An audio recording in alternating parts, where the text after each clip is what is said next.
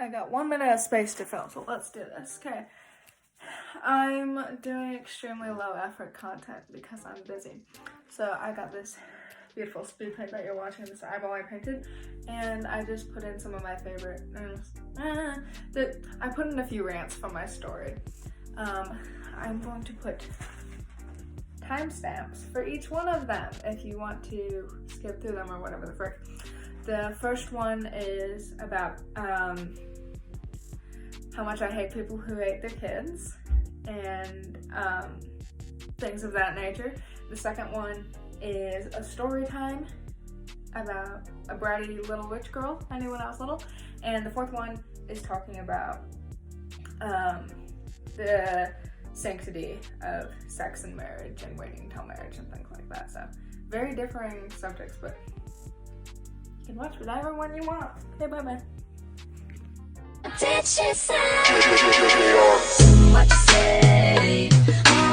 For real, nothing bothers me more when I hear people talking to my mom and she tells them how many kids she has and stuff, and they're like, oh my gosh, I could never, that sounds horrible. I mean, like, good for you, but like, oh my gosh, that sounds so, like, I want to kill my 2 kids as it is. And that's so relatable, hating your children. And I always just want to say that, like, yeah, I know you couldn't. I can already tell. You couldn't. Same thing when I tell people how many siblings I have, and they're like, I could never. I hate my siblings. I would go crazy having to take care of that many little siblings because like that. Like, I think it's a compliment or something. None of you guys can relate, but since our generation's all about normalizing things, can we start a trend of denormalizing things? I have one. Can we denormalize freaking hating your siblings or your family in general, but especially hating your own kids? Because as a sibling, you know, your sibling can just screw you over. I can understand, Thank you. But as a parent, you're gonna be like, oh, I hate my kids. Like, that's such a common, like, relatable joke in all the adult TV shows and stuff, right? It's like, oh my gosh, the kids, am I right? Like, no, you're not right. They're your children. You should not hate your children. That should not be a normal thing. That's not an okay thing. And it's most certainly not a funny thing. Oh my gosh. I could talk about this for hours.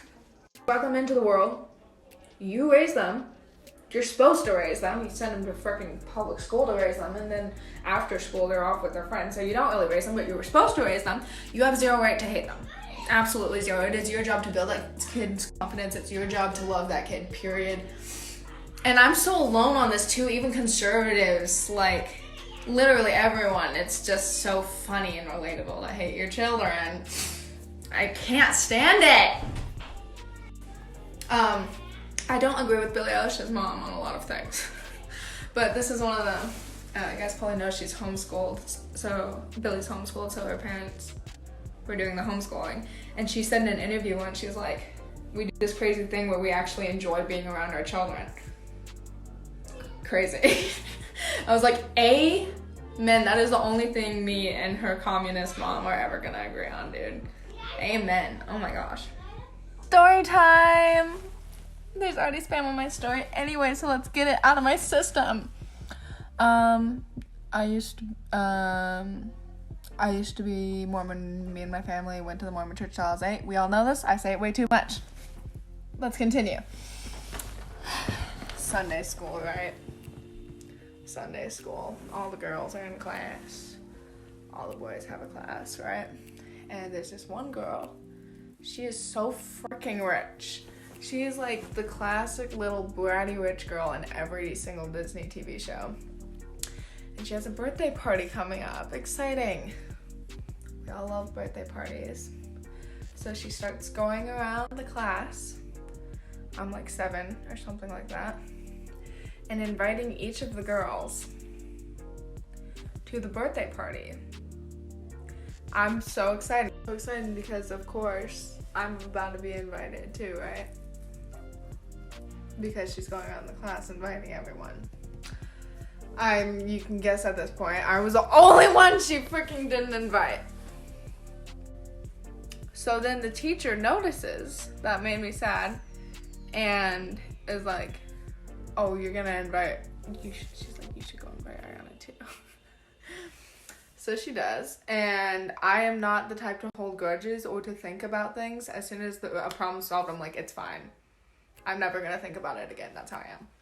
So I don't think about it again. Her birthday party comes along.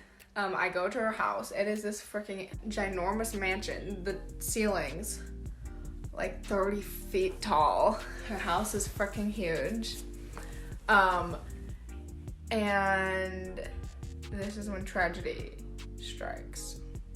I buy this girl a birthday present. This is the first birthday party I was ever going to where my parents weren't gonna be there. I was like going there by myself and staying there, big girl stuff, okay? I didn't know what she wanted. We weren't exactly friends, as you can imagine. So I get her a candy necklace. Who doesn't like candy necklaces, right? That's important to the story.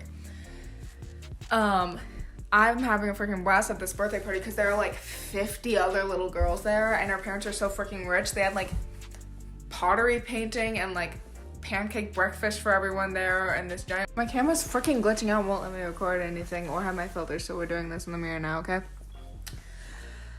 So the brownie girl goes with my best friend and says, Ariana, can you stay inside? Because I don't want to play with you. I only want to play with this other girl in the backyard. So can you please stay inside? It's my birthday. I get to decide. To which I was super chill and polite and stuff. And I was just like, oh yeah, of course. Totally fine.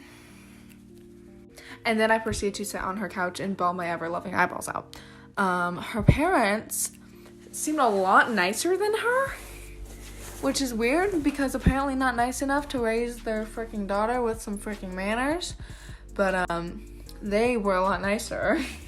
And it kind of caught me off guard because they came downstairs and saw me crying and asked me what happened, and I told them what happened.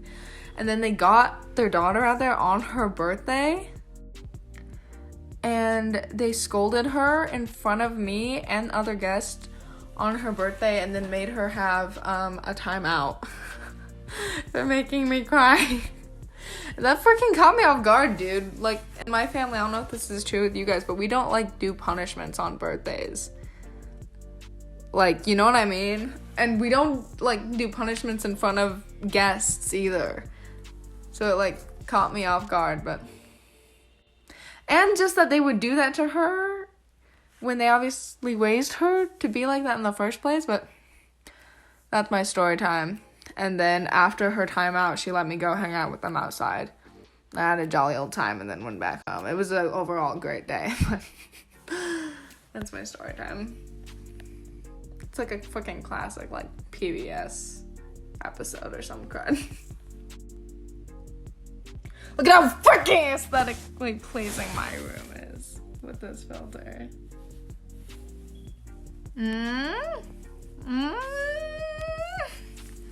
I'm so excited to redraw these drawings on my wall. I did them when I was 14. They're very old.